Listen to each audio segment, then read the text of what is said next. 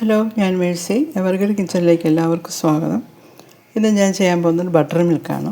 അതായത് നമ്മൾ മോരും വെള്ളം ഒക്കെ പറയത്തില്ലേ, അത് തന്നെയാണ്. അപ്പോൾ അതിനു വേണ്ടി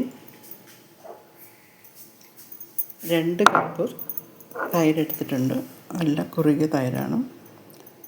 വീട്ടിലാണ് നമ്മൾ തൈര് ഒഴിക്കുന്നതെങ്കിൽ പാടയൊന്നും മാറ്റാതെ അത് കണക്ക് ഒഴിക്കണം. പാടയൊക്കെ ഉള്ള ആ കട്ടി തൈരാണ് എൻ്റെ ആവശ്യം. അപ്പോൾ നമുക്കിതിനകത്ത് ഒഴിക്കാം. ഇതാദ്യം ഒന്ന് ലേശം വെള്ളമില്ല.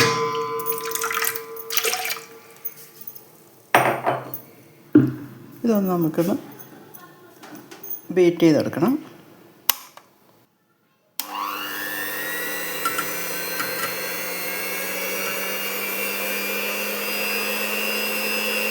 ഇപ്പോൾ 2 സെക്കൻഡ് മതി.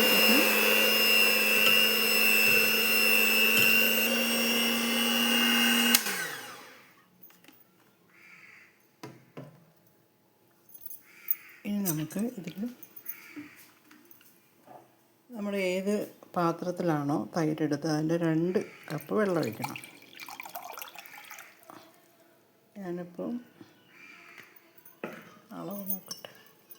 ലേശം കൂടിയാലും കുഴപ്പമൊന്നുമില്ല. ഈ അളവിനാണ് എടുത്തത്. ഇനി അതുപോലെ ഒരു പാത്രം കൂടെ.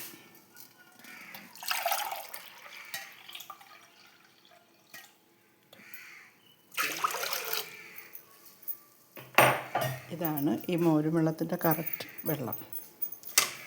ഇനി നമുക്ക് വേണ്ടതെന്ന് വെച്ചാൽ ചെറിയൊരു കഷ്ണം ഇഞ്ചി ചെറുതായിട്ട് കുത്തി നുറുക്കിയത്, പിന്നെ കറിവേപ്പില ചെറുതായിട്ട്.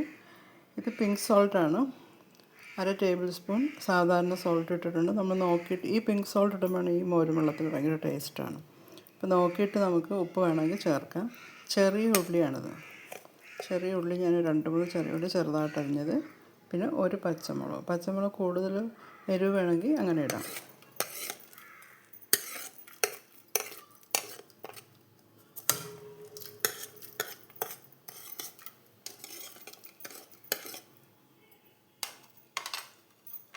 പിന്നെ വേണ്ടതെന്ന് വെച്ചാൽ ഒരു ലേശം 1/4 ടീസ്പൂണിൻ്റെ പകുതി 1/8 ടീസ്പൂൺ പഞ്ചസാരയാണ്. എന്നിട്ട് ഇത് വെച്ചിട്ട് ഒരു 2 മിനിറ്റ്. വളരെ എളുപ്പമല്ലേ, എന്നാൽ ടേസ്റ്റാണ്. നമുക്കിത് ഹോട്ടലിലൊക്കെ ചെയ്ത് വെക്കാം.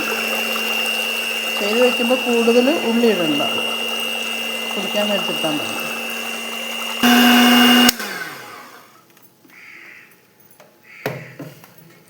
ഈ രീതിയിൽ വരണം. അത് നമുക്ക് പാടയൊക്കെ ഉള്ളത് കൊണ്ടാണ് ഇങ്ങനെ വരുന്നത്. ഇതാണ്. നമുക്കിനി ഉപ്പ് നോക്കാം.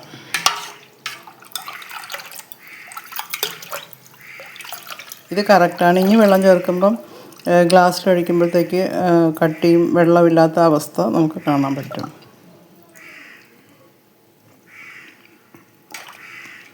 ഉപ്പൊട്ടുമില്ല, പക്ഷേ നല്ല ടേസ്റ്റ് ഉണ്ട് മോരും വെള്ളത്തിൻ്റെ.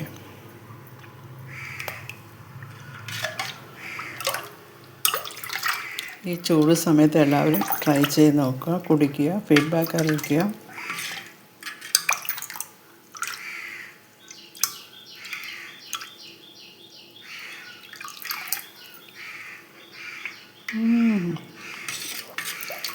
ഇപ്പം നല്ല കറക്റ്റായിട്ടുണ്ട്. ഫ്രിഡ്ജിൽ വെച്ചിട്ട് തണുപ്പിച്ചാണ് കുടിക്കുന്നത്. ഇപ്പം ഫ്രിഡ്ജിൽ തൈരിരുന്നതുകൊണ്ട് ഓൾറെഡി തണുപ്പുണ്ട്. ഇനി വേണമെങ്കിൽ നമുക്ക് ബോട്ടിലിനകത്തൊക്കെ ഒഴിച്ചിട്ട് അങ്ങനെ വയ്ക്കാം. അപ്പം ഞാൻ സെർവിങ് ഡിഷിലേക്ക് മാറ്റാമേ.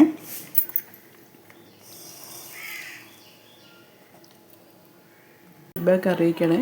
എൻ്റെ ഈ റെസിപ്പീസ് ഇഷ്ടപ്പെടുന്നെങ്കിൽ ചാനൽ സപ്പോർട്ട് ചെയ്യുക, ലൈക്ക് ചെയ്യുക, ഷെയർ ചെയ്യുക. അതുപോലെ ഫേസ്ബുക്ക് പേജ് ലൈക്ക് ചെയ്യുക. അപ്പോൾ അടുത്തൊരു നല്ലൊരു കിടിലൻ റെസിപ്പിയുമായിട്ട് വീണ്ടും കാണാം.